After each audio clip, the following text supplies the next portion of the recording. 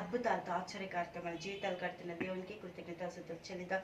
దేవుని యొక్క జీవితంలో ఈ యొక్క పశువులు సాధకం చేసుకోవాల్సిన జీవితాలు, దేవుని వాక్యాన్ని ప్రకటించిన జీవితం, దేవుని ఇతరులకు పంచాల్సిన పశువులు, దేవుని కొరకు ఇర్మియా నిలబడుతుండగా ఇర్మియాకి ఎంతో ప్రోత్సాహం ఇచ్చి ఎంతగానో ఇర్మియాని నిలబెట్టి ఇర్మియాకు కావాల్సిన ప్రతి సహాయతని ఇవ్వడానికి పశువులు ఎంతగానో ముందు నిలబడాలి. ఎందుకంటే అక్కడున్న జనాంగం అంతా కూడా పశువులు మాట వినడానికి సిద్ధంగా ఉన్నారు.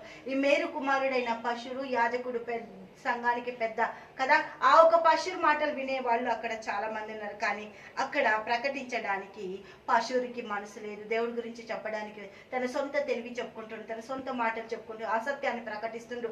పశువులు చేస్తున్న పనులన్నీ కూడా భయంకరమైనవి, అక్కడ ప్రజలు చేస్తున్న పనులన్నీ కూడా భయంకరమైనవి. అదే ఇర్మియా హెచ్చరిక చేస్తుండు, మీరు చేస్తున్న పనులకి మీకు శిక్ష రాబోతుంది, ఉత్తర దిక్కు నుంచి శిక్ష వస్తుంది, బబులోను రాజు వచ్చి మిమ్మల్ని చెరకు తీసుకొని పోతుండ, మీరు సిద్ధపడండి, మీరు దేవుని వైపు మగ్గండి అని. దేవునికి స్తోత్రం.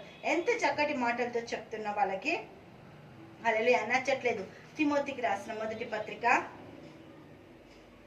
3వ అధ్యాయము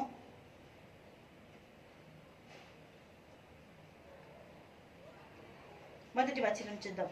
ఈ హేతువు చేత అన్యజనులైన మీ నిమిత్తం క్రీస్తు యేసు యొక్క ఖైదీనైన పౌలును నేను ప్రార్థించుచున్నాను. మీ కొరకు నాకు అనుగ్రహింపబడిన దేవుని కృపా విషయమై ఏర్పాటును గురించి మీరు విని ఉన్నారు.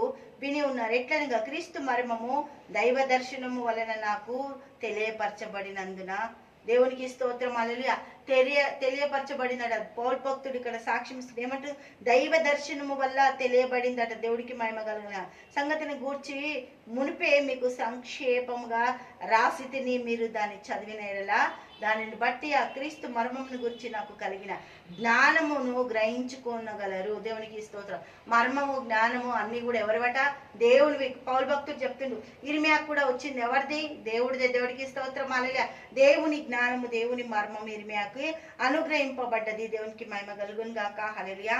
ఈ యొక్క భయంకరమైన క్రియలు అన్నీ కూడా పొందుకోవడానికి ఎఫెసీయులకు రాసిన పత్రిక 1వ అధ్యాయంలో పౌలు భక్తుడు 3వ అధ్యాయము 1 వచనాలలో మర్మాలను బయలుపరుస్తున్న పౌలు భక్తుడు తిమోతికి రాసిన మొదటి పత్రిక, దేవునికి స్తోత్రం హల్లెలూయా, తిమోతికి రాసిన మొదటి పత్రిక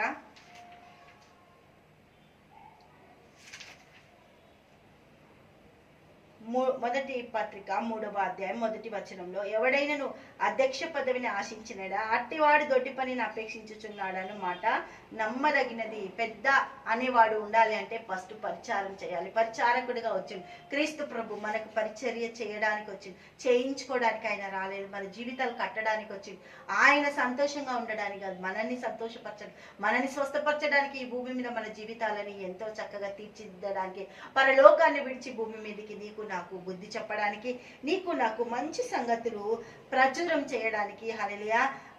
తిమోతికి రాసిన 2వ పత్రిక 4వ అధ్యాయము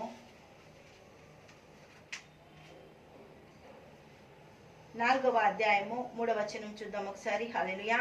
ఎందుకనగా జనులు హితబోధను సహింపక దురద చెవులు గలవారే తమ స్వకీయ దురాశలకు అనుకూలమైన బోధలకు తమ కొరకు పోగు చేసుకొని, దేవునికి స్తోత్రం హల్లెలూయా, సత్యమునకు చెవినీయక కల్పనా కథల వైపునకు తిరుగు కాలము వచ్చెను.